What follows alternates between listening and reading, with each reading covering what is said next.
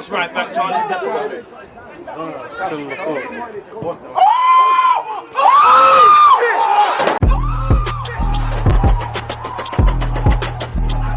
There's always just that active red line defending. I think it's like.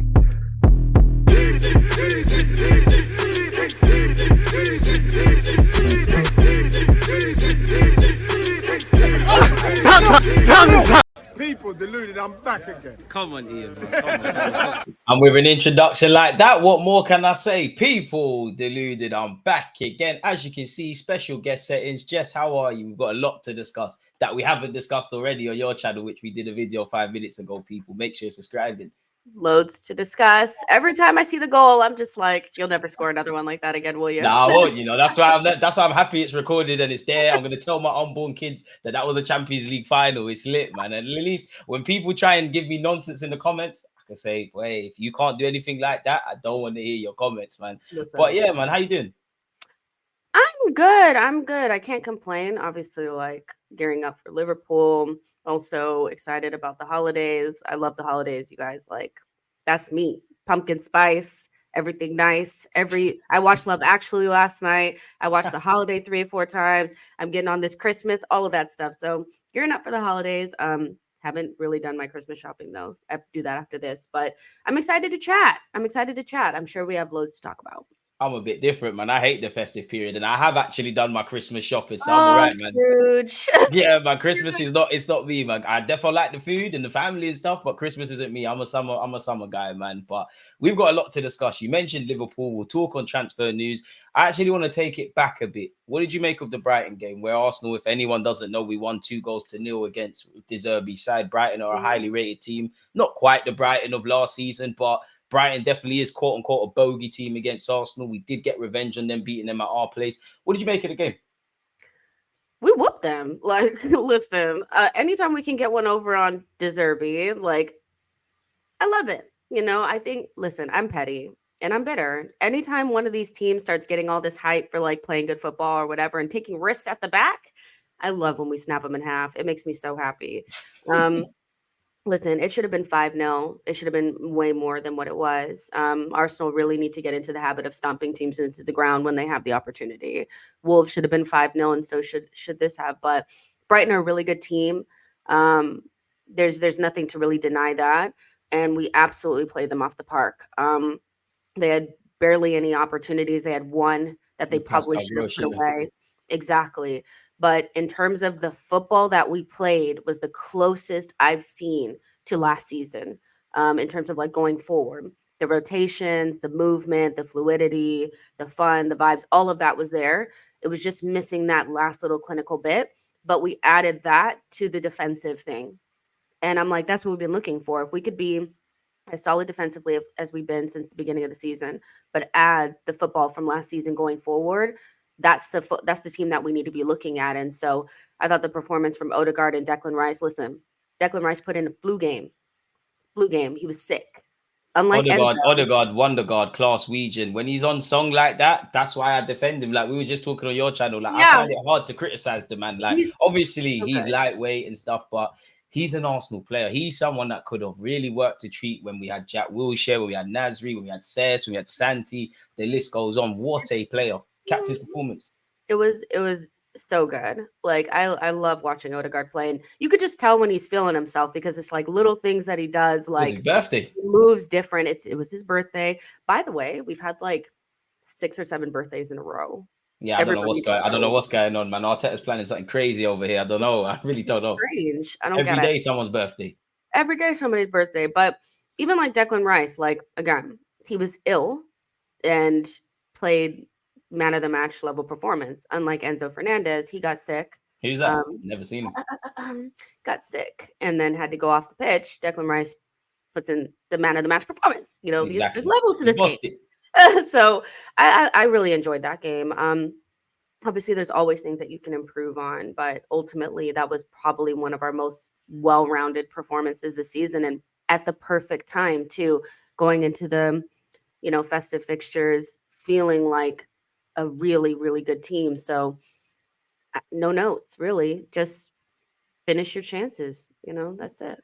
And that sets up my second question perfectly, because you kind of touched on the Wolves game. I actually feel Sheffield United, despite the fact that we won 5-0, and obviously the Brighton game, we are scoring a lot of goals. We are being quite ruthless. To a degree, we have to be a bit fair to the team that you could always improve. Nothing's perfect. But do you think we're clinical enough? Oh, nah. No. Absolutely not. And why do you think that would be the case then? I don't know. I don't know why we're not clinical. Sometimes I feel like they overthink it. I don't know. Like, at the beginning of the Brighton game, it just felt like that final action just wasn't there. Yeah. It was just a little bit of like something was off here, something was off there. It's weird because against Wolves, we scored right away 2 goals, but then we couldn't score after that. This one, it took longer to score, So I don't know what it is. I feel like you either have it or you don't sometimes. I think we're getting to the point with some of these players where, Gabriel Jesus is never going to change. He is what he is, unless if we want a more clinical striker, we're going to have to go out there and buy one. And I think some players just have it and some don't. And we've made a couple of players into our main goal scorers that I don't feel are necessarily natural goal scorers. They don't have that. Odegaard, I don't think he's a natural goal scorer, but we've made him into, somebody that's a goal threat. Saka, I think also. I think Martinelli is our only true, like, this is what I do. He's hardly been firing as well himself. He's hardly firing. Yeah. So it's a bit of that. It's a bit of that. But that being said, we know that we need some upgrades, or maybe even just one upgrade up front. And I think that solves a lot of those issues. And, we have to allow Saka and Martinelli to become who they're going to be. They're still only like 22, but I think in general, sometimes you just have players that are less clinical than others. And 3 out of the 4 people we have up front don't strike me as natural goal scorers. What do you think? And that's the thing. I mean, I've been very passionate on this, in that on the face of it, we've got many different goal scorers. We've got 80 odd goals in the Prem last year. We've got probably 20 bordering on 30 now. So when you look at it as a whole, you could say goals aren't necessarily an issue of ours. We spread it out. But I think if you're looking at winning a Prem, getting to latter stages in tournaments, and you look beneath the hood, I'm with you. I don't feel as a team, I think we're on the right trajectory, but purely under the lenses of being a title winner, I think we need to be a lot more ruthless. Brighton, I was never in doubt in that game, but when it was 1-0 and we weren't putting the ball in the back of the net, you're kind of thinking Brighton are going to get one chance and score for all our domination. I do agree with you in that. I do think we've got players that are learning to score. That's why I said in August, if Odegaard or Martinelli, if they score double figures again, I will be surprised. If they don't, I won't be surprised, in the sense of they're still trying to learn that. Saka is adding that to his game, but I give him the luxury of the last couple of seasons. You've been returning handsome numbers. And as you said, Gabriel Jesus, he can chip in with goals, but if there was one mediocre part of his game, undoubtedly it would be goal scoring. So I think there's a lot of things we need to do when we smell blood, kind of like in the Jorginho interview, to kind of put teams to bed. I think that will naturally come with every year and every game we've played. And I do share your thoughts in that. I think the talk around Arsenal for me would be a centre mid and a defender, but a striker and a winger wouldn't go amiss, if I'm completely honest with you. So I think you're bang on the money there. I meant to ask you as well, when you look at the Newcastle game, when you look at the Brighton game that recently, and when you look at Aston Villa, these are 3 very good teams in good form, teams that no one likes to play. But personally, I think whether we've won or lost those games, don't get twisted, against Newcastle and Villa, I would have preferred the 3 points, and they can be better than us. But I just feel for all of these teams that are hyped up or difficult games, whatever Arteta's game plan's been, they've not really outplayed us. I think we've only been outplayed, in my opinion, 1 time this season, or 1.5. The first half against Chelsea in the League Cup. Yeah, and the League Cup against West Ham. So do you think this team is now bordering on a new evolution? Are we starting to be, dominating games? Has Mikel Arteta found a solution? Are teams respecting us too much? Where are you at with that? I think teams they definitely respect us for sure. Like, I think they go in with a game plan they're going into it like actively really trying to stop the players that they know will hurt them. And we've seen in the last couple of games where teams have not been as desperate to stop Odegaard and Saka, they've allowed them to play. They've gotten cooked. That's just what it is. Champions League backs up your point. Exactly. So I do think that we are I think we're in an era now where we can start looking at bigger games and feel like they're not just automatic write-offs. I think there were times where we go into big games, maybe just 2 seasons ago, where it was like there was a time where we couldn't come back. There was a game where we played against anybody in the top 6 and we lost home and away. So we're not in that era anymore. That was like 2 years ago. Now we're in a different space now where we should feel like we're going to be very competitive in every difficult game. The next step is now making sure that you get something. You know, I've been actually very surprised that against Villa and Newcastle, we couldn't get anything for what we It couldn't gave in create that in the match. Newcastle game, couldn't convert against Aston Villa, and goals win games, as you know. Exactly. And I'm like, that's the next step to me, is that you shouldn't be going away to Villa and Newcastle and not getting anything, because that makes the Anfield and the Etihad even harder, because you have to get something from those games. Like, and Facts. those are going to be more difficult. So yeah, I think we're in a different era now. I don't think we should go into the Liverpool game thinking that we cannot get anything and we're just going to get slapped around. We should expect a top level performance from this group, but they have to come away with something. And that's where the grit and the determination and not making the silly mistakes really comes in, you know? But I've been I've been surprised that we weren't able to get anything in those 2 games in particular, but I'm pleasantly surprised at how competitive we are in every single match. That feels really good to me, because it wasn't like that before. It wasn't like that Yeah, it before. weren't. It definitely wasn't, and I'm happy to see it. And I'll share your thoughts with the top 6. I must admit, I am a bit disappointed in our performances against the quote unquote historical top 6, or the people that occupy in that order, Yeah. the big shots in the Prem. Like, obviously, we beat Man United, not belittling us, but we seem to have their number. Beating Manchester City is the result of the season. I'll give the team the credit, and I do appreciate that we didn't lose against Chelsea, and we obviously didn't lose against Spurs. But I just think if we played like how we did in different matches, we get 3 points of Chelsea, we get 3 points of Spurs. Obviously, I actually think we played quite well against Newcastle. We dealt with the atmosphere, which there's a lot of transferable skills that need to be applied on Saturday at Anfield, but we didn't win. Aston Villa, it was rocking, it was crazy and stuff, but we lost in a lot of a better fashion than Manchester City, but unfortunately we lost. So I do kind of want to see us play against Liverpool and perform, but we will get onto that. Obviously, the last time you was on my platform and the last time I was on yours, we kind of spoke about when we started the season, defensively we were spot on, we was good in the middle third. And while we were scoring goals, we never really looked like a team that's scoring goals. Like, it looks like we've kind of addressed that now. We're creating a lot. It now is becoming a case of us converting our chances or scoring. What have you made of that?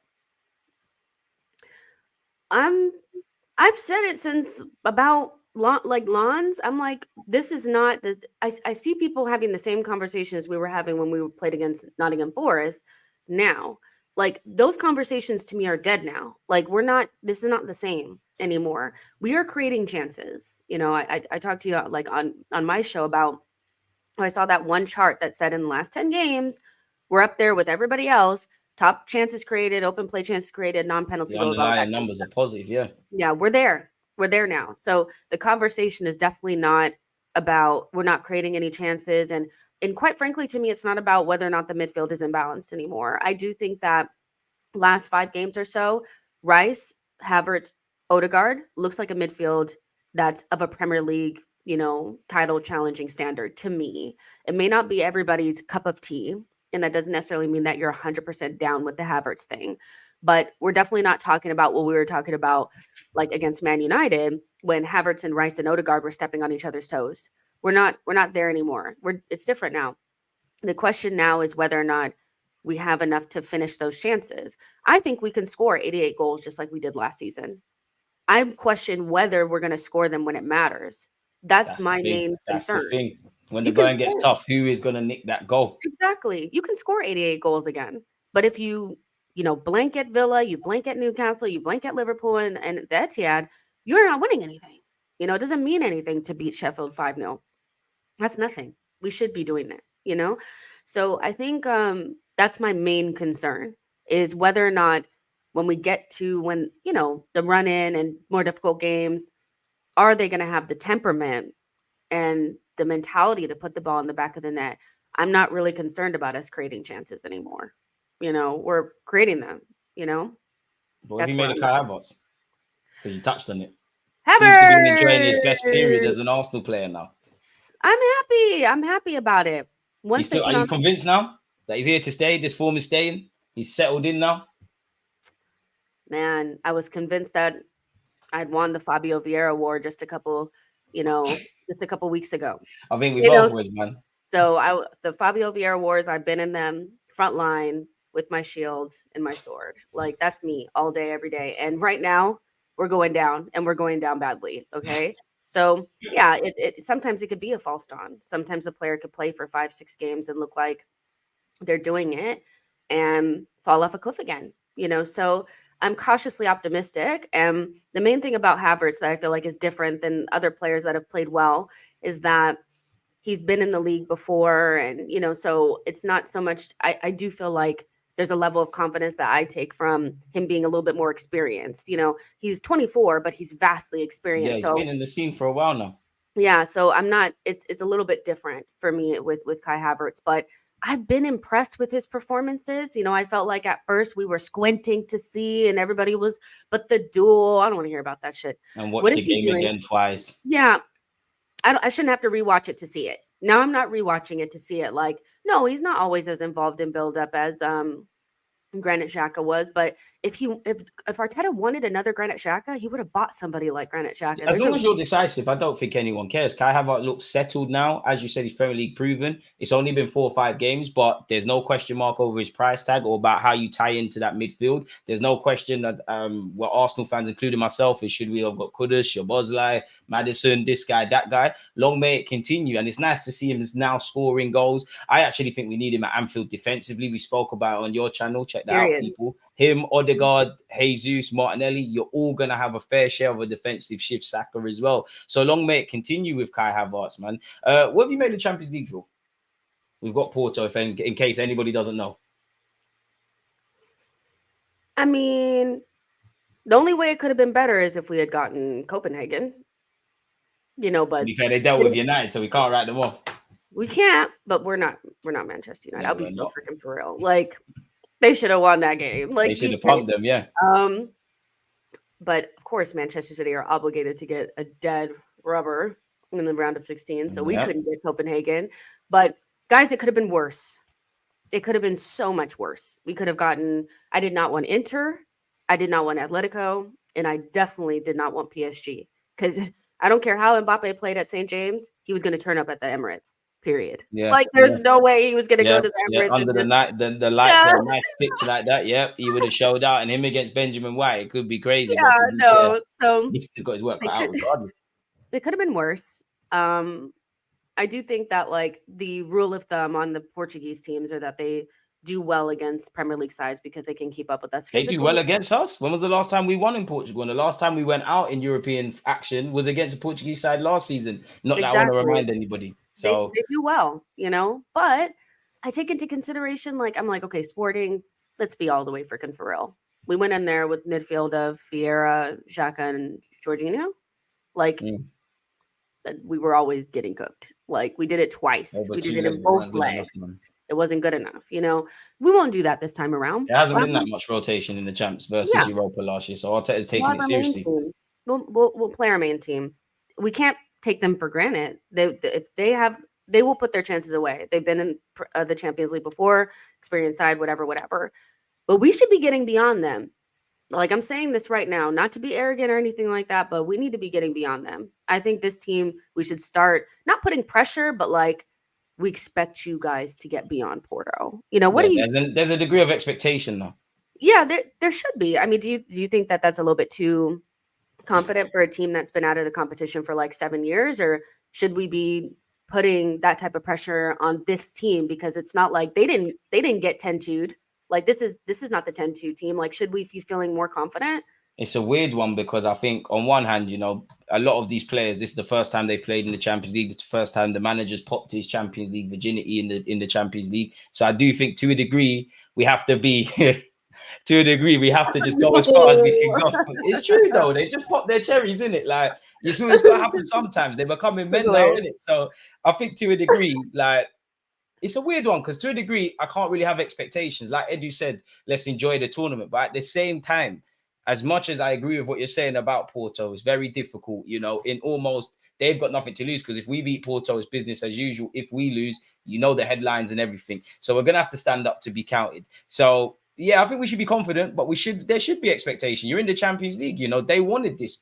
This team wanted to get back into being in the Premier League and latter stages of the Champions League. Pressure is a privilege. End of the day, if there's no pressure on you, just like a few years ago when we didn't have this team or these players or Arteta wasn't held in high regard, there's no ratings for you lot. that's unacceptable for us. So this is the scenarios we wanted to be in. Be interesting to see, you know, what our form is like, what the climate's like, what the injuries are saying, what we've done in January when we obviously play Porto in February, and you know, I'm sure the fixtures will be moved. It'd be nice to see. What is actually gone before I ask you what I'm I was going just gonna say February 21st, I expect to see new players in the side. Either new players that we haven't seen since August. Thomas Partey, we haven't seen you since August. You'll be like a brand new. You're a lot more optimistic than me, man. If Partey can show me 10 fit games, then I might change, man. Quality player, but we're at. I need to see a new player. Exactly. February 21st, I do not expect to go into there being like, oh my God, we're in injury woes, we're in injury crisis. If we're going, we've seen this movie before, as we said on your platform. Like, we've seen this movie before. How much time are you going to watch the same movie and be surprised by the ending? You've either got to be stupid or got amnesia. Our last 2 seasons have fallen apart, not just because of injuries, but they played a big part, or more or less the knock-on effect. Like, whether it was I think it's a bit harsh to hold him, because I do think we could have got more out of those games and stuff like that. And I think it's very lazy to just blame him. But fundamentally, he's lunch meat out there, really. He's like an injured deer in the wild, and there was lions out there. They ate him alive. So we need to mitigate against that. I think everyone wants a striker or a winger. We spoke about on your platform, the spine, central midfield. Why do people want a winger again? I'm trying to understand why that's important. I want a winger. If you sign a striker, then Jesus can play there. But I think we could do with one more kind of option. I know Mikel Arteta, he's not taking off Saka. Like he's going to play another winger, be for real. Exactly. It'd be nice to just have someone else in there. Rest Saka. Saka looks a bit fresher, more competition, goals, win games and stuff. Like, if we could go and get Reece Nelson. He won't even play Reece.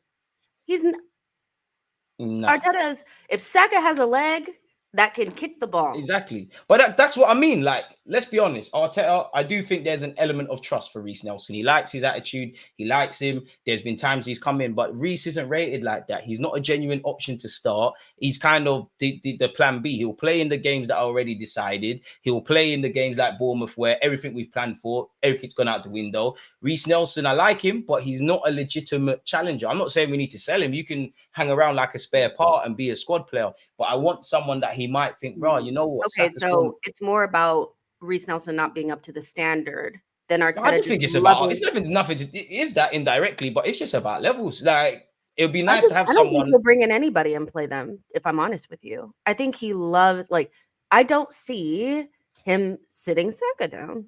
He will never sit Saka down, but there could be a reality. Saka, Odegaard, Jesus at this moment in time, they're going to play. But if we keep moving where we're going, the reality is like being like Man City, where you have 2 legitimate options. Now, Saka will always play. But if he doesn't, or his form's shaky, or there's nothing wrong with Saka, the game's just not there, why not? And that's why, for me, I've loved Pedro Neto, because he can play in Saka's place, compete with him, deputize for him, and also play on the left. Like, for argument's sake, Saka hasn't been amazing in all the games, but he's had the decisive actions. I actually think Martinelli's been good, but the goals ain't there. Maybe Pedro Neto could have come in. Even Trossard, he's a good player. But up until the last game, even Trossard's looked a bit kind of dropped off in form. So if you get another one in there, I'm all for it. Or even the luxury of Jesus, provided you sign a striker. So I think we need a winger. I don't think it's the most biggest priority. I think if you bring in a striker, centre mid, and address midfield better yet, and address the defensive options, you can get away with it. But I think naturally we're going to look at that. I think the one thing that will save Eddie and Reece is the fact that they're homegrown. But reality is, we're moving in one direction. We've seen this system indirectly leave Xhaka, leave Toney, leave Ramsdale. There may even be a couple of players that start every day that we hold in high regards that it's going to leave. Indirectly, probably leaving Partey. Yeah. It's kind of left Tomiyasu in that, he got his way into the team and stuff, but he kind of went from being a first-team regular to a valued squad member. That's cool. We need that. I think we'd be missing a trick, but it has to be the right one. It can't be someone like Nelson. As much as I like him, I do think you do deserve a bit more starts. I did think, you deserved a bit more minutes off the PSV game, but reality is, there's a golfing class. And I actually think Nelson prefers to play on the left. You're not going to get ahead of Martinelli. As you just said, you're not playing ahead of Saka. You can play as a 10. You're not playing ahead of Odegaard. And that's where the scenario we need to kind of go into, if I'm completely honest with you. Speaking of Liverpool, because you mentioned it, we can't get away without discussing it. Arsenal, Liverpool, what's your thoughts on it? It's a test at Anfield. I don't think Klopp has actually lost to us in the Emirates. I mean, he hasn't lost to us at Anfield in the Premier League. We've got it all to do, man. Where are you at with Liverpool, Anfield? I mean, Liverpool, Arsenal at Anfield there yet. I just wish that they had not played that game against West Ham, because the one thing that stood out was they didn't need a confidence boost. They needed to go in there still reeling from not beating Man United. I like that. I was like, they're feeling down. They think that they're shit again, like all that kind of stuff.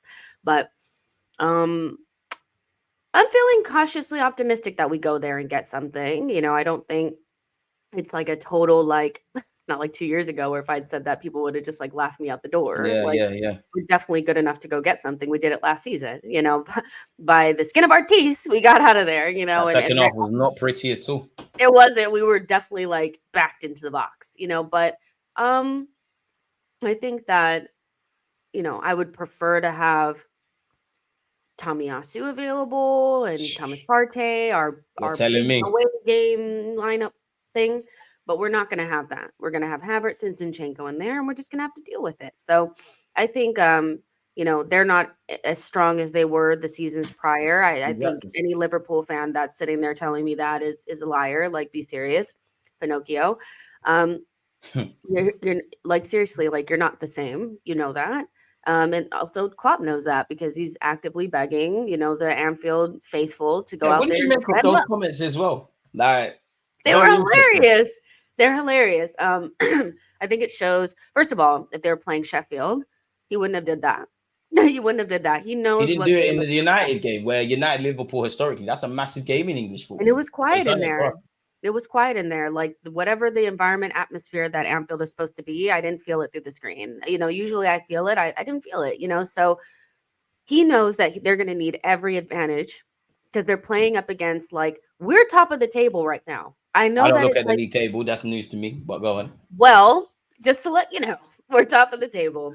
And that doesn't mean that we're going to win the league, but it does mean that we are a team that you should be wary of. It is. So he made that comment because he knows that they're going to need every advantage. Fine margins matter. And if we were at the Emirates, I'd be on my Twitter saying, y'all need to be standing up and being loud, because it helps. It does. So I think that, not that he's worried, but he does feel like he's coming up against really good opposition. And even seeing his team against West Ham were diabolically bad. Yeah, horrible, man. We're not going to be that. And I hope not. Yeah, if we're like that, I'd be very surprised because I don't think we will question marks if that happens. I mean, we were sitting resting at this mid time, so that could have been us, by the way. That's even a good factor as well. He kind of went strong in the cup, and they're playing 2 games this week. We've had 1, so hopefully make that count. So they need a little bit of that boost. But it's going to be a really toxic game. I just have this weird feeling. When that first bad tackle goes through from Kai Havertz, it's gonna all go. But it seems like a high scoring game too, like a 2-2 or 3-2 or something like that.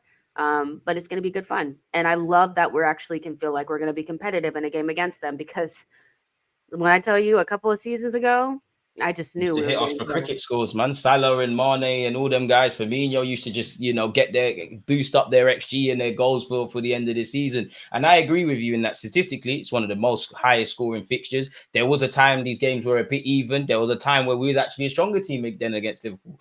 Obviously, in recent years, regardless of what we've been doing now in Liverpool, Liverpool always have that. Personally, I think it's a weird one with this atmosphere stuff, because I don't think Anfield's atmosphere is overrated, but I think it's overstated in relation to what it demands of Arsenal. I'm not being funny, but we've gone to some difficult Champions League games. We've played Newcastle away. There's a lot of transferable skills. And you look around our squad, even before they got to Arsenal, Zinchenko, Jesus, Havertz, the list goes on. You're all big enough, old enough now, played in difficult environments. What separates this? We know it's Liverpool, we know it's magical, but it is the same logic. Of course, they're going to be making noise about every touch and things like that. That's what they should do. And that's why I think, I do think we lost last season, or dropped points last season because of our naivety versus the Anfield rule. They can make as much noise as they want. At the end of the day, they're not playing. And anyone that's played football, yes, you can hear the noise, but you're focused on what's going on in the game. Yeah. I think what I want to see us learn from that Liverpool game is, when you have the opportunity to kill a team, because we started off great. We were good. We dominated. We scored some goals. We also had some chances that we didn't take advantage of. And then we slipped into bad habits in the second half. We're fortunate Salah missed a penalty. Ramsdale had a great game. Obviously, Zinchenko was crying when he got subbed. So these are the things we need to go against. If you can't win, don't lose. As I said on your channel, Klopp, obviously, in the aftermath of the United game, he was angry. He's still he didn't sound too happy about his 5-0 or whatever scoreline it was about West Ham, and he talked about the Anfield atmosphere. So he wants a reaction. I feel when they played United, like Liverpool are here, they dropped to United's level. We're up here, Liverpool up here. So both teams are going to go up there. So we're going to have to play a very different Liverpool team. And as you kind of said, go on. I was just going to ask you about, you know, not even just like asking, but like, we have to also assume that we're not going to get any of the right calls too. I think we've been knowing that. We have to assume that. I think anybody thinking that we're going to go to Anfield and like every throw-in will go to them, every 50-50 will go to them. I think the key is for the players not to get wrapped up in the. And Arteta's a watched man. Klopp can do the jumping up and down. Arteta does get sent off. So we going into a hostile atmosphere, but we've done this already. Like it shouldn't. I do think yes, it's Liverpool. We need to focus on Anfield. But the same was said about Newcastle. The same was said against Sevilla. It's the same transferable skills. If every individual stands up to be counted, the collective takes care of itself. And obviously, we've spoken about it. We know the talking points. Salah against Zinchenko, Martinelli against Trent, Jesus against Van Dijk. What is Benjamin White and Saka able to provide on the right-hand side? Is it a game where subs make the difference, where both teams kind of have depleted benches, maybe even us more so than Liverpool? And as I said on your platform, I've kind of been disappointed in the top 6 games. Like we have won some, beating City is great, but I think we shot ourselves in the foot against Chelsea and Spurs. We shot ourselves in the foot against Newcastle by not creating chances, and we couldn't finish our dinner against Aston Villa. So these are 6 pointers. They're going to be angry because we took points, City dropped points, and they also dropped points last week. So we need to stand up to be counted. And I'm tired of losing to Anfield. At Anfield, I said it last year, but it does feel if we don't win this year, because let's be honest, it's still a great Liverpool side and they've improved, but it's not the great Liverpool side. If we don't win this year, then I've given up at winning at Anfield. I'll be honest. Like if we can't get something away from this, and I'll take a point, but we need to do something. We need to get something. Go on. I can stomach not getting anything or drawing to Chelsea and Spurs. I can stomach that because we stopped them from progressing a little bit, and we didn't lose all 3. You know. Yeah. I can stomach that. And also like Man City lost, or they dropped points to Chelsea and Spurs too. So that helped us a little bit because we don't have to like make that up. That's how I kind of look at things. I'm like, well, what did you guys do against the top 6? You dropped points. What did you do? So I'm like, okay, we're fine there. It's fine. What I can't accept is that we got nothing from Newcastle and Aston Villa. I just don't. I think our performances at least against Aston Villa was better than anything we did against Chelsea and Spurs, but we ended up with nothing. That's the thing. I'm more angry for that's what I mean. I'm more angry against Spurs and Chelsea than I am with Newcastle, Aston Villa. I agree with you in that all that matters is points on the board. In May, that's all that matters. But for me, I just think we weren't at it against Chelsea. We weren't at it against Spurs. Goals win games, and it's games like the Aston Villa game. I believe you kind of sign up for as much as we've got multiple different goal scorers and young players learning to score goals and stuff. I think you sign up for that when you don't have a seasoned, cold-hearted killer that, you know, all the same things could have happened, but I just needed 1 to go in and we've got a point or 2 to go in, which we've done more than enough. The Chelsea and Spurs one you're more upset by. Yeah, 100%. Because we shot ourselves in the foot against Spurs. Yeah, I'm very upset. Chelsea, I'll be real. It took us about 77 minutes to warm up, really and truly. And that was another game. It's kind of suicidal to go with Jorginho and Zinchenko. Exactly. You know, on the defensive transition, I don't even think Jorginho was terrible, but you know, on the defensive transition, you're in problems. And that's what I mean by when you assemble this squad in August, to a degree, these kind of results are what you sign up for as much as what I like about the team. It'll be interesting, man. How do you feel about the fact that Saliba's back? And obviously, David Raya is likely to be, he is going to be in goal. And also Zinchenko at left back. And maybe even Benjamin White at right back, because he's coming for some flank. Okay, so obviously Saliba is gonna do his thing. Hopefully. I think having Saliba and Gabriel gives you a lot more. Now, again, like Liverpool are the type of team that, like, when their attackers are on it, even like the best center backs struggle. You know, so I don't expect it to be like easy, sailing. I don't think it'll be like how it was against Holland. Like they had nothing else but Holland up there. Liverpool are going to have 3 quality attackers out there. And so having Saliba instead of Rob Holding is definitely going to help us out, but that doesn't mean that they're not going to get some joy. I accept that. It's a big game. We just got to win the war. We'll lose battles in the 90 minutes, but win the war. Exactly. And Gabriel and Saliba are going to have to help Ben White and Zinchenko. I think the two of them are going to be the players that we're not going to need to carry, but they're not going to be able to hold their own the way that some of our other players can. We're Declan going to Rice, need Declan Rice Gabriel, to do a Leva. madness in that game. Yeah, they can hold their own, where I think Zinchenko and Ben are going to need a little bit of help. You have players like that in your team, period, you know? So just like on the other end, they're going to have to help Trent on that side. He's not going to be able to do it on his own. That's And the whoever's game. the centre back next to Van Dijk, essentially, whether that's Gomez or the young guy that they've got. Salah's not coming back. Salah's not Exactly. coming back. So somebody is going to have to help him. So it's one of those, you know, I think it's going to be a massive team effort. I am like beyond Zinchenko and Ben White, I'm less worried about them. I'm more worried about Raya. I think that's the player that stands out to me. Because he's never been to Anfield where you needed to come out with something. I think playing these big games for him, it's the first time that these games have ever meant anything. You could play for Brentford, get slapped by Liverpool. No one cares. The next day, nobody's writing about how bad you were. Nobody cares that you got chipped. Nobody cares. For Arsenal, you relive it every day after that, you know, and they're still talking point about Ramsdale's dad again and stuff like that, really. Yeah. So he's living in a world where it's like, damn, like it's a big game every week, you know, and people talk about every little thing that you do. So he has to give the back line a sense of calm. And I don't think he's done the best at that in the bigger games. I think he's been patchy. When he's been called into action, he hasn't covered himself with glory. I agree. And I'm looking for him to. I don't want us to get battered with shots, but Liverpool are going to get opportunities. They're going to get a lot of shots. Yeah, they're going to get shots, and I'm looking for him to make some saves and like. For the first time, you want to look at David Raya and say, you know what, you've come out with a bit of glory, a bit like Ramsdale or Leno, whether we've won, lost, or drawn. I agree with that. Yeah, and so as much as I believe that Raya is a very good goalkeeper, I don't think that he was good at Brentford and all of a sudden he's just like the worst goalkeeper. I don't believe that. But I think he struggled to adapt to being at a team where the expectation is much higher than at Brentford. And then it doesn't help that you also took a favorite spot and all that kind of stuff. Yeah, and all the talking points and fallout with that. Yeah, I think that's been very detrimental to him, if I'm honest. I do too. It's not nice, man. It's not easy, you know, and I'll always look at Mikel Arteta sideways for that. Not because he wanted to upgrade his goalkeeper scenario, but just the way he's handling of it. The way he's handled it, I don't think has been good for either goalkeeper, because at this point we have two subpar goalkeepers instead of two really good ones. You know, we have, you know, or one that's clear of the other, and it's like, you know, one's the number one, the other's number two. It's a mixed bag of sweets.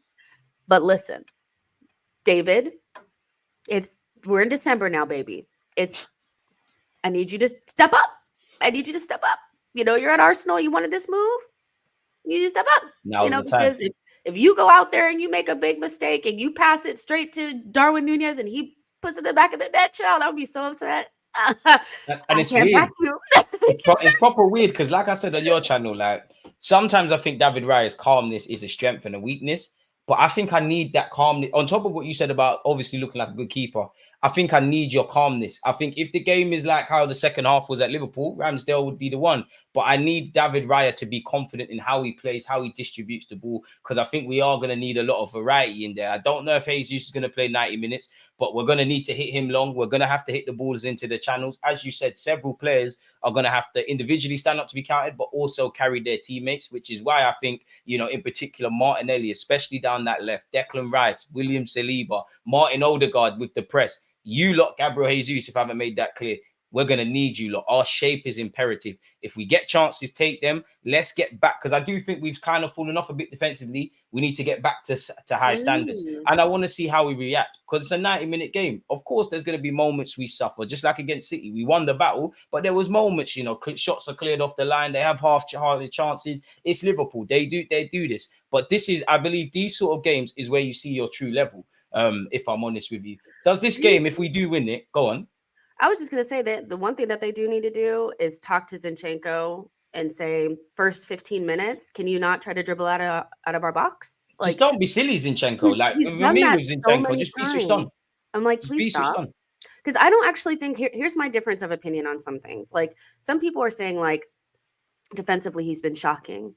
I don't think he has been. Nah, he's improved defensively. He's Yeah, just not to the standard that we need. Zinchenko's improvement isn't the standards for a fullback that we need. No, it isn't. And so I will never expect him not to get cooked. Like, I think there's always going to be times where you look at him and you're like, no, like that was really bad. He's lunch meat. That's the weak area in our team. They get him. But what he struggles at the most is concentration. He always is trying to do something fancy. He's too smart for his own good sometimes, man. Yeah. Sometimes I just need you to kick it out. I don't care if it's with your toe. I don't care. Just get it out, you know? And so I think that's the main thing that they need to talk to him about, because against Chelsea, I think he actually was the catalyst for us to being so nervous on the ball. He got pressured against, and that's what I mean by, like, you look in our team, Benjamin White could be one if Zinchenko weren't there. But I think people look at Benjamin White and say we can get at you, but they don't look at him like a victim. Zinchenko is the one, and I'm not criticizing him because there's a lot of qualities. It's just reality is if you're playing against Arsenal, that's your channel, whether it's getting at Zinchenko 1v1 or making him be a defender, or a bit like Trent, if he goes into midfield, capitalizing on that space. We're at where we're at, as you said at the start. I don't think Kirill is going to come in. I wouldn't personally start Kirill. You're asking Zinchenko to just keep it simple where you can, just be switched on. And just remember, last season, you was the villain to a degree. Come out of this with a lot of joy, because I feel sorry for Gabriel. Crying. Yeah, man, like you're crying, you're getting nutmegged, like, bro, like just be switched on in it. If you make a mistake, you make a mistake, because Gabriel's gonna have a lot to do. He's gonna have to play as a traditional centre half. He's gonna be pulled into that wide area. I want you to have a good game, Zinchenko. It's almost like I want us to just, as I said on your channel, we kind of have to accept Zinchenko for what he is. Do that Zinchenko stuff when you initially started playing left back, because I remember sitting there, Kieran Tierney has to play. Zinchenko, well, what's going on here? I got a new lease of life when I saw Zinchenko doing this inverted thing. I was about to say, all right, you know what? You're not as strong defensively, but there's some levels that you're bringing here. Get back to that, because the midfield battle is going to be crucial. Trent's going to go in there. He's going to go in there. Jesus is going to drop deep. Declan Rice is going to be in the mix. We play a high line. Their high line is fairly high as well. So it's going to be one that I do think there'll be goals. There'll be mistakes. They'll be switching off from set pieces. But ultimately, it comes down to fine margins. If we do win this, how much confidence does it give you to win a Premier League title? And would you say a bit of a general comment? Would it be a failure if we don't win the Premier Champs this season as well? Listen, if we beat Liverpool, I will be going to bed thinking we're winning it. Like, I'm sorry. Like, I'll be gassed. Game week 38 is when I start feeling like that. I don't know. But here's the thing, though. If you can't dream, then why are you doing it? Like, I feel like half of the being a fan is dreaming about your team winning something. And so dreams free, the hustle sold separately, as I always say. Yeah, I'm like, if I'm laying there, it's not my fault if we don't win it. I could dream. That's my job. Your job is to win it. To make my dreams a reality. Like, what am I supposed to do? But listen, I think that beating Liverpool at Anfield would definitely show that Arsenal are very serious, because I think if we win, we stay top. But if we lose and some other things happen, I think we could potentially be in like third, maybe fourth. I don't know. So it's fine margins, So 3 games against Liverpool as well, man. Yeah. So I think, getting in their heads, making them feel a little bit like, are we actually as good as we are? Like, blah, blah, blah. So it would definitely make us look a lot more serious. I think we already look serious, but it will show, like, we've seen Manchester City do these types of things. Like, they go to the big away grounds and sometimes they come out with 3 points, so if we were to do it, I'd be like, why not us? But in regards to, like, if we don't win the Premier League or the Champions League, is it a failure? It's tough. It's tough because I had to ask it, man. Yeah, but it's not at the same time. Well, I wouldn't say it's not a failure to win the champs, but it would, if the Premier League season kind of plays out how last year did. It's not a failure, but it is, in my opinion. If it plays out the same way, like the biggest thing about last season was not winning it. It was how we didn't win it, because being ahead for like 296 days or whatever it was. Yeah. It's more that if we had always Liverpool, been behind West Ham and Southampton game as well, too, where we took the lead as well. If we had been behind the entire time and just couldn't get over Manchester City, the whole narrative of our season would have been different. Yeah. If they would have still won the treble and we would have came second, nobody would have been complaining because nobody expected us to do anything. We had an opportunity of a lifetime that no matter how good City are, in our hearts, while we wasn't expected in August to fight for a title, we found ourselves in it. We threw it away. We threw it away. This season is a little different because everybody's kind of like in the same boat. But it's not what people said it was going to be. People said that last season was our last chance because everybody was everyone's going to improve and hit back, and Arsenal's going to be gone. We're still here. We're still in a really good position to win it. We really are. So I do think that we need to be in the title race. And if we were to lose, I would expect us to be within a point or two. What I will say is not winning a trophy is failure this season. This is why, and I know people will say like, oh, Jess, you don't know anything about English football. The Carabao Cup doesn't matter. But, you know, if you finish second and you win a Carabao Cup, you're within a point. You got your trophies at the end of the day. League Cup, FA Cup, Prem, Champs, you know, as fans, we can, especially Arsenal fans or top 6 fans, you know, we can be a bit snooty. Arsenal fans, we can talk about the fact we ain't won the Champs, myself included, or the Prem. But footballers, how many active footballers actually win trophies? I don't think obviously, I don't think it's Arteta's biggest priority, indirectly the players. But you want your career is going to go by like that. At some point, you just want to win silverware. And I do think the League Cup was a missed opportunity. Look at the teams left. Exactly. I'm like, I know it's not the most important thing. You don't want to risk everything else to win that. But we had a really good opportunity. We're out of that competition. We have Liverpool early days in the FA Cup. So that's really difficult for us as well. So I think not winning any silverware is definitely a failure, because we could actually have won any of these. I don't think we're, you know, but the other ones are so much more difficult. Premier League, Champions League is so difficult. Champs is the one I cut the most excuses because I don't think we're ready. Of course, I want to win it and whatnot. Yeah, but there's levels. I don't believe in all this. Yeah, the Premier League is the one that I feel like I'm waiting on City to make it, to do a comeback, man. They're going to definitely go on a run. I told you as soon as I saw Kevin De Bruyne, I felt like a bullet. I was like, you know, I forgot. They're getting a world. They've been here before, where they've actually been off. They've actually won Premier League tables. Where at this point they've actually been more off the points board. So this is why I'm so big on not getting excited. Just deal with what you need to do. Try and take points off your fellow top 6. It's easier said than done, of course. Much like win the games you need to win. Brighton, we played them at a great time. Clean sheet, 3 points. We keep it moving. Aston Villa, you know, again, we can't go back in time, but Lord knows where we'd be if we beat Chelsea, beat Fulham, beat Spurs, got something against Newcastle, got something against Aston Villa, where obviously, when the season plays out, the points tally can be different. But I genuinely believe you need to sit there and be targeting 100 goals, 90 points. That's still the mentality I have. So the more City drop points, whether they win or lose, it makes it great. But we still have this, I wouldn't call it self-capitulation, but I just think sometimes we make games harder than it needs to be for ourselves. And I think that's because we're an improving side, but we haven't quite got that cerebralness and smelling blood and killing out games and that game management that title winners have. Now, obviously, that comes with experience and stuff like that. But the best experience itself, the players must have known sitting there in May the chance that they lost. So don't let it happen again. Can I be honest, though? Like, I think we have that killer mentality. We just don't have it up front. And that's the key place that you need it. I think adding Declan Rice. I don't think we have it defensively either. I think we have it defensively. I don't think we do, Jess, because I think we're an improved defensive side. So no one misunderstands me. I think we've improved it greatly defensively. I think there's a new mentality. I think there's a new attitude. I think there's a want for clean sheets. But now, as that's me looking at Arsenal under Mikel Arteta and the improvement. If I look at it harshly on those sides that win Premier League titles, I think there's levels to go up, man. I think there should be more clean sheets. Yeah, I still think so. We have like the most, like, are we still tied for the most clean sheets? I don't know. And that's why I want to say more, because we're tied, you know, we're up there for goals, but me and you are still going to sit here and say Shaka. So I think there's levels. There's the illusion of perfection.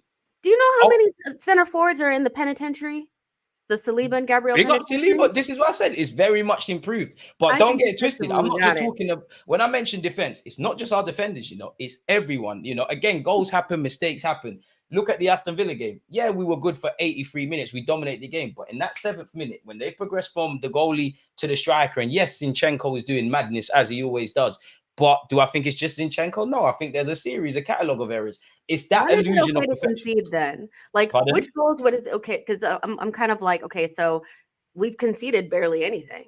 Yeah, so, that's why I like us. So you're like 0. Like, if we got it, really 0, but there's a lot of avoidable goals. Like, if I just go on Google and just look at our individual mistakes. No, because it will come back to me. If I see the fixtures, there is sometimes I go fair enough. The goals we conceded at West Ham in the cup, definitely avoidable. The 3 goals we conceded against Luton, definitely avoidable. Aston Villa was more a case of us not finishing.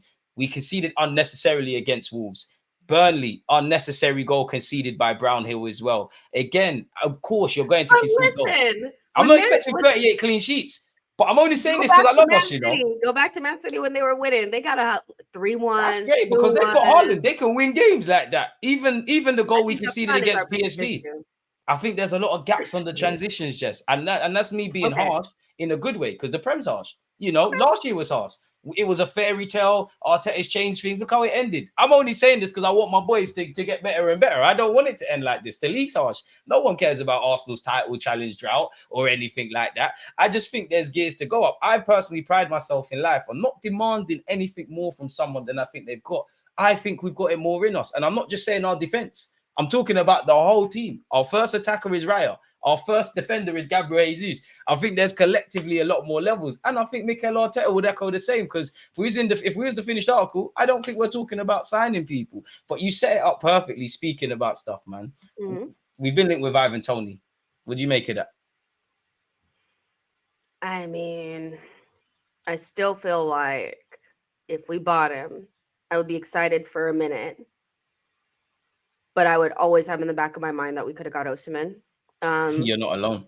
That's my main thing. I'm like, the longer that the Osimhen thing goes on, now that he signed the new deal, but we all know that extension is just so that for the release clause, I'm like, okay, it's like 120. I know that's a lot of money, but I do feel like a striker of his level goals win games, we win everything. Like I think we just start winning everything. I think I also think having really good players in your team gives you a lot of confidence. Like the other players, they're looking around, they always feel like they have a chance because they have somebody up front that they know is going to do the business, right?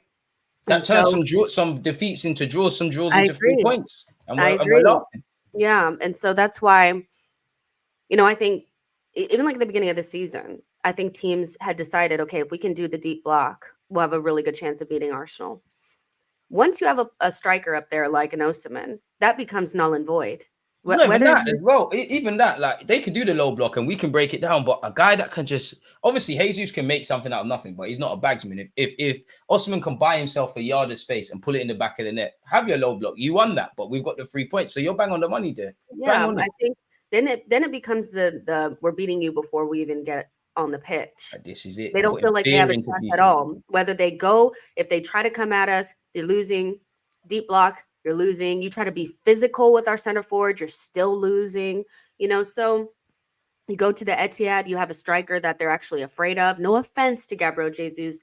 I don't think the better center backs are afraid of him. I think they think he's annoying in a good way. But exactly. Not fearful. So but I don't see Toney giving us all those things. I don't think Toney gives us that inevitability. I think he gives us another option that gives us more like if we were going to Anfield, if we had Toney, I'd probably want him because then you have that physical presence.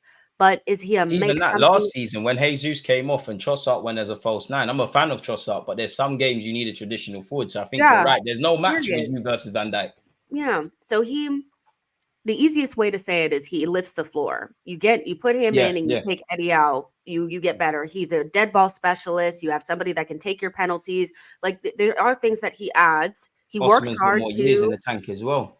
Yeah, like Toney, he adds a bit. Like he does add a bit. Like he has the penalties, the dead balls, all that kind of stuff. He's a good outlet. Like he works hard, but he is not going to make you into that world beater team. Like he's not. I still think we're gonna feel like we want that player to come in. And that's Osimhen to me. And you're never going to get a better opportunity to get Osimhen than you have this coming summer. I mean, I think Osimhen goes Chelsea, but I think we should throw all our hats into the ring of Osimhen. We have to put our chips on the table. Exactly. We've spoken to his agent on at least 2 occasions when you see the news coming out. By all means, go after that. Then I would look to explore the Ivan Toneys, the Ollie Watkins, the Vlahovic's. I don't know about Dominic Solanke. I like him. I don't really buy that rumor. Don't see how that moves us, but fair enough. I think that like Toney is somebody that Arsenal would want, but he's not doing all he can to sign for the club as well, you know, with his social media antics. But he's not going to be a Declan Rice level signing for us. And that's the thing. then that's Look, just he's doing all he can to sign for us, man. He's hitting the likes on people saying come to Arsenal. He's doing all he can, Ivan okay, Toney, man. Mudryk, calm Exactly. down. Shades of Mudryk, the black Mudryk, really and Yeah, truly. calm down. He wants And he it. might not even be fit if he signs in Jan either, really. Like, you ain't Yeah. played for months. Like, are you going to be the Ivan Toney that you'll see on YouTube?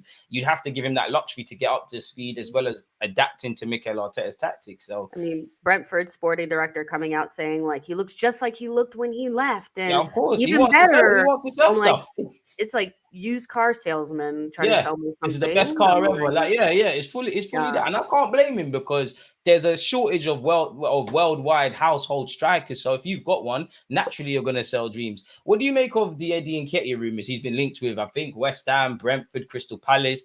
I wouldn't let him leave unless we're bringing in a forward. If you're bringing in a forward, I think would be too short. He's at least a body. Are you open to letting him leave? And actually, what do you think of Douglas Luiz as a top summer target? Allegedly, he's come out today as well. Quite the news. Oh yeah, I'm selling Eddie Nketiah. Are you serious? What, regardless of it? So even if we don't bring in a striker and you get 30-40 million offer, you letting Eddie go? Yeah, I'm not doing that, because then who the hell plays up front if Jesus gets injured? I'm not with that. Havertz, Trossard. Be serious. Stay as a left side 8. Trossard. There's certain games for you as a false 9, my broski. I mean, I don't think it's that. I thought Trossard played just as good, if not better, than Eddie. Eddie is getting over because he scored those 3 goals against Sheffield. Let's be all the way forgetful. Yeah, but we need a traditional striker at times. United. Put me up front. I would have kicked that ball in the back of the net just like he did. Hey, you're underplaying now how difficult Prem football is, man. I do think Eddie slept on. I need Eddie in the summer. I'm letting him go. We ain't got enough bodies, man. You can't go in January unless a striker's coming in, Eddie. You know, and that goes for you, that goes for Smith Rowe, that goes for Kirill, that goes for Jorginho, that goes for Ramsdale. If these guys are not being replaced, but let me. I mean, you saw the interview. Mikel Arteta came out the other day and said in February, March, April, you need about 20 plus players fit. But you're going to get a midfielder. You're going to get a midfielder, so that makes up for it. Don't take this as I'm Eddie Defense League, but I just feel uncomfortable. You're never going to get 30-40 million.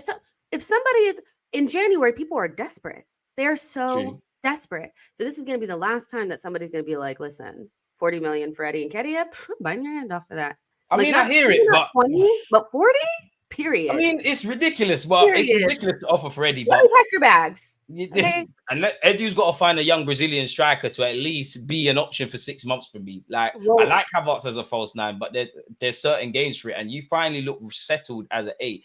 Trossard, I like you as a false 9. But when you're going against Van Dijk, like when you came off the bench at Anfield last season, you're going to struggle. Not to say Eddie isn't. And Eddie's not as good as them, but he's at least a traditional striker. I think we need that.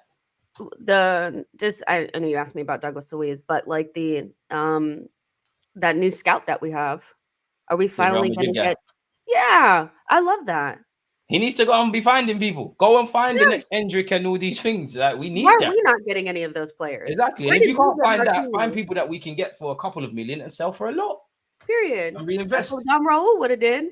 Exactly. Well, he would have pocketed the money, to be fair, but you're somewhat right. Like, he would have definitely spent that. Exactly. I love that move. I love that move. That was actually one of my favorite bits of news in the last couple of weeks. Because we need to be on that. But PSG getting all these Brazilian wonder kids to win. Yeah, they're doing it as well, really and truly. The only thing that harms us is work permits and the fact they can't move to 18. But there's ways around it. Chelsea are picking up a few. We need to get on that, man. Okay. Really. Like, who has Eddie brought out of Brazil, really? You can't claim Martinelli because it weren't really you. You brought us Marquinhos.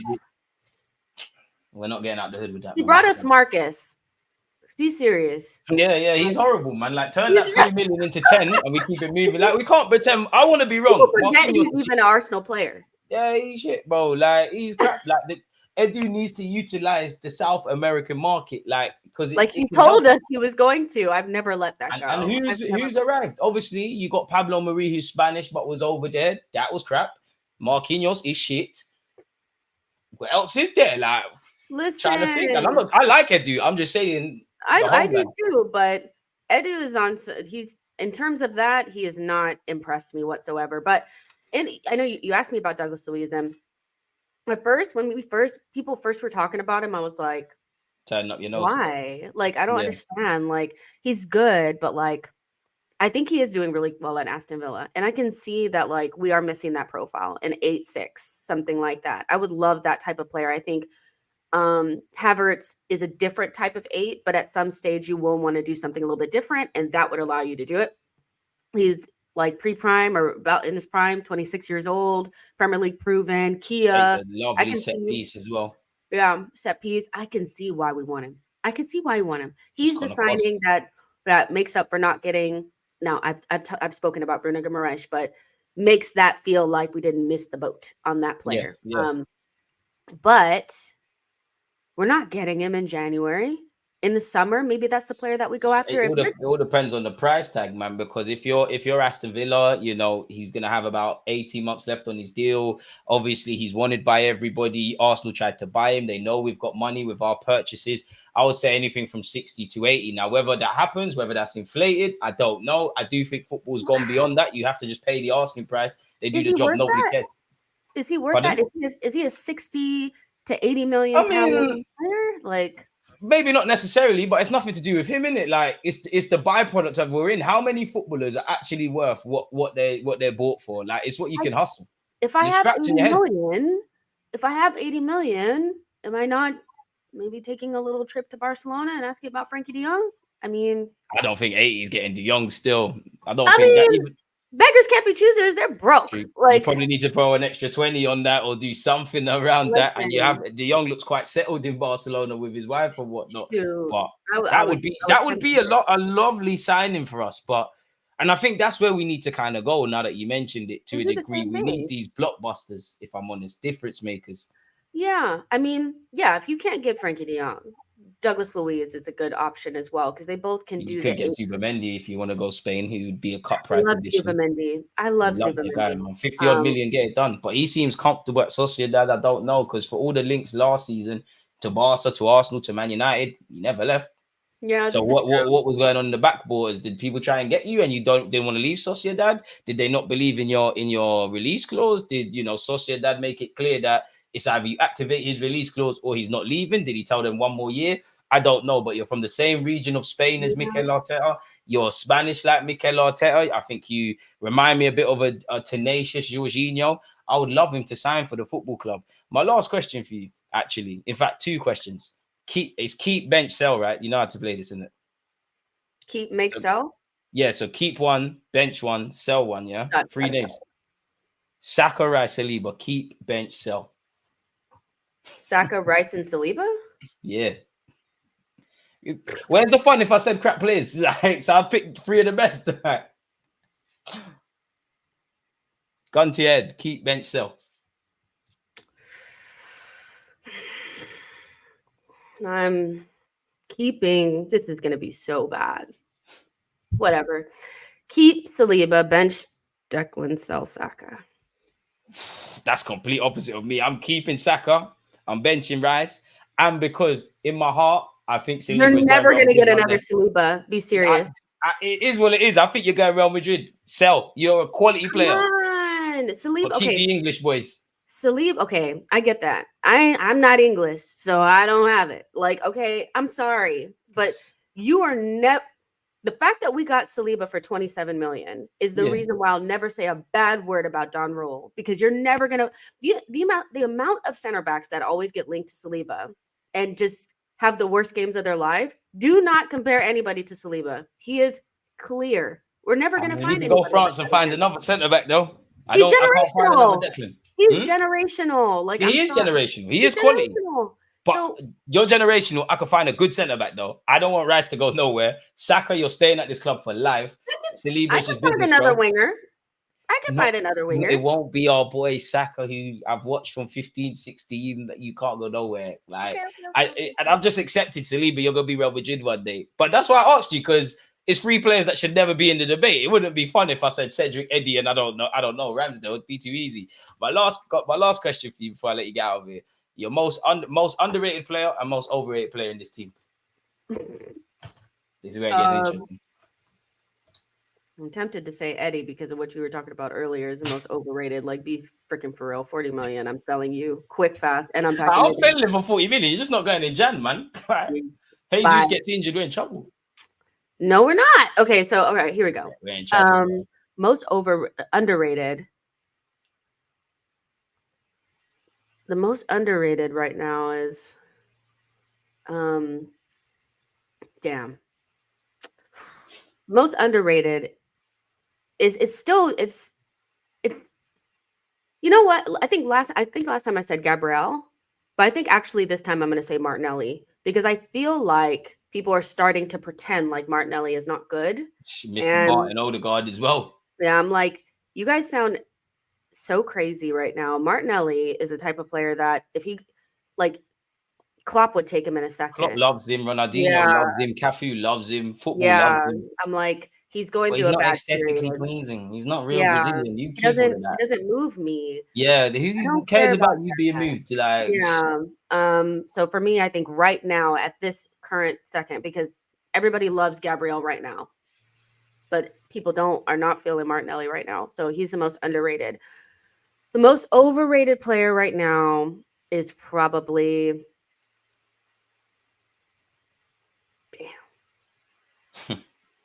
this is so hard. I don't know. Maybe the most overrated is Jesus. I don't know. He's underrated and overrated at the same time. I don't know about overrated. I don't know. Okay. The reason why I'm saying that is because like he's played well in the last couple of games, and I remember before he was kind of being underrated. Like, and then he scored some goals, and now I feel like some people are feeling like what he adds cannot be upgraded upon. It can, but only with the right striker. I've seen people say like, okay, it's going to be really hard to upgrade upon it, but you can. And I think at the end of the day, if we're talking about not doing something in the final third, it will be mostly because Gabriel Jesus didn't do it. And that for me is something that just cannot be understated. That as good as he is, he's not clinical enough. And the quicker we get a clinical striker, the quicker we start winning major trophies. So I think he can be underrated in some ways. He's not a bum. He's fantastic. I think he's a world-class forward. But as a striker, like a number 9, he's probably a little bit overrated sometimes. Like we could do with somebody that just kicks it in the back of the net. One of those chances that Saka created 2 chances at the beginning of the Brighton game, 2, and a striker gets to those. They just do, and we score. So I think he can go from underrated to overrated very quickly. I think that's who I'm going to say. Because I know you're going to say Trossard because you said it last time. And I refuse to say Trossard, so I won't go there. So I'm going to go with Gabriel Jesus. Oh, man. You know what? Like, I'm tactical. Do you know what? It's too easy for me to say certain players for overrated. Like, it's easy for me to say the Nketiah. You kind of bursted my bubble because I was going to say Trossard. And disclaimer, I love Trossard. I think he's a great player. But I'm not really convinced of you as a false 9 consistently in certain games. I like you a lot. I just feel, and I actually think you should play a lot more. But I do think people overdo it. So it would be Trossard. Most underrated, I'm going to go with Big Gabriel. He hasn't got a chance. The minute he gets a chance, I'll stop saying he's the most overrated. Why doesn't he have a chance? I don't know. Kai Havertz has been in 2 minutes and he's got one. I don't know what Big Gabby has to do to get one. So most underrated Gabby, most overrated. Ooh, I have a second one too. If we have like 2 seconds. Go on. Another overrated player at Arsenal. I'm so sorry, you guys, but it's Emile Smith-Rowe. I'm really sorry. And you know why I'm gonna say this? I have to say this because you. I'm sorry. Like I wish I could mute your mic. No, man. You can't mute me. People have been speaking about this boy. Like it's 2021. Oh my dog, man. Them days are done. Smith-Rowe, you ain't overrated. Don't listen to her. You ain't overrated. He's one There's a reason he's got the number 10, Eddie Nketiah has the number 14. Clearly, let's not speak on. Let's not speak on that. He didn't earn it. But seriously though, like Emile Smith-Rowe, he always becomes rated, especially when Odegaard's not playing well. But then when he plays, he shows why he's nowhere near the same. Yeah, that was a long time ago. Listen, form is temporary, class is permanent, man. That was a long time ago. I'm Smith-Rowe FC to the end. You wait till he gets a clear run with these injuries. Look, he went 12 appearances. Let's not forget one of those assists was against Bournemouth. Clear run, his body breaks down. Look at all them injuries. Look at that. Look at all the red. Man, it's cool, man. Not in the squad. he's very much so stealing a living. Like, and then this season, you watch, they forgot you, Smith Rowe. I'm not forgetting about you. You know, he had a groin injury at the start. Let's remember, and a knee injury. He'll be back. All right, you only got a minute against Brighton. Wow. As soon as they started, like when Odegaard had a bad game, putting like Smith Rowe on a pedestal, I've had a small agenda against him. Nah, they're both my boys. I love them both. And again, I get too attached to the academy players. I'm the worst guy to ask, but let's not forget what Smith Rowe does. Like if he leaves Arsenal, he'll be a big homie. He's quality, man. You wait till he's back. He's coming for that 10, that 8, that left wing. You guys have been saying that for years. Just wait. Yeah, he's coming back. He's still only 23. Now, if other guys were 23, I would say, you're 23. Yeah, no, if it was another person, I'm a hypocrite. I would have said, 23, Wenger says you've got to show up now, but this is Emil Smith Rowe, so I'm going to be shameless. He'll be back, man. Don't sleep on him. Don't sleep on him. Aston Villa slides that 45 million towards us. I'm snatching it. I'm not gonna lie. In the summer, you didn't hear it from me, but I might consider it. I might. I didn't say it, but time waits for no one. I'm also team Fabio Vieira, so we need to start getting our ops out of here. I can't lie. I love the guy, but you're not strong enough, and you're like what we spoke about at the start. Like every 3-4 games, you look amazing. Start of the season, you was quality, you was amazing. Nobody was talking to you. You get injured or you fall off, and then it's the same thing again. Smith Rowe's one of those as well. If I'm honest, Eddie's another one. Jorginho's another. And I'm not saying to sell any of these lot necessarily. I'm just saying the way we're moving, we need players that we know what we're getting for 10 games, for 15 games. Of course, you can have one bad game in between. You're human and that, but that's the scenario we're moving into. It really is, man. But Jess, it's been fantastic though, man. That was a fun way to end the stream. Let people know where they can find you. Obviously, her YouTube account, by the time this video comes out, just click the title and there's a hyperlink. Go subscribe, follow, add to the Patreon page and all that stuff. But let people know where they can find you, man. Yeah, YouTube, just type in She Knows Arsenal. I pop up. I'm there. She said she wants to sell Smith Rowe, so I don't know if she does know Arsenal, but it's all right. Listen, I've been saying that and been getting like so much hate, but I love the game. And the game loves me. So here we go. And I always end up being right in some way, shape, or form. Nah, football gods, please. Just Smith Rowe, please. I'm usually right. We'll sacrifice Trossard. Just allow Smith Rowe. You can have Eddie as well. Listen, just before if you guys want to come to my side, Team Jessica FC is Odegaard, Trossard, Fabio Vieira. Trossard, Fabio, but Smith Rowe don't get love. Zinchenko, Declan, like these are our people. So you want to come hang out with us? Fabio Vieira, you know. And fans are not loyal too. It's been some rough days lately, but we're coming back. Zinchenko as well. You rather back Zinchenko over Smith Rowe. Big up Zinny, but Smith Rowe, one of our own. Wearing Dennis Bergkamp's number. Listen, when we were in the trenches and we were crap, he was pulling this club along. It's easy to shine now with Jesus and 105 million Declan Rice. When he was playing with Pablo Marie and Cedric and all of these duds, what was it then? He stood up. He gave us belief. He saved Mikel Arteta's job. Oh my God, that narrative. La la la la la la. I've got to spin that. Come on now. But no, seriously. Love the show. So much fun today. Come on. You guys can just go She Knows Arsenal. You guys will find me there. You guys can tell me about how I'm wrong. I love it. I love the game. Tell me I'm wrong all the time. And then on Twitter and Instagram, it's Jessica Black TV. And I talk about other stuff on there sometimes too. Other footballing things, activities. So yeah, you can follow me there. So that's where you need to be heading, people. Make sure you're following on the Instas, on the Twitters, on the YouTube, and if nothing more, definitely the YouTube people. Hope you lot have enjoyed this. Let us know your thoughts on everything. Again, head over to her content and let her know what you think of everything she's got to speak about. But for now, people, hit the like button, subscribe to the platforms. We're out. There's always just that active red flag, defending. I think it's like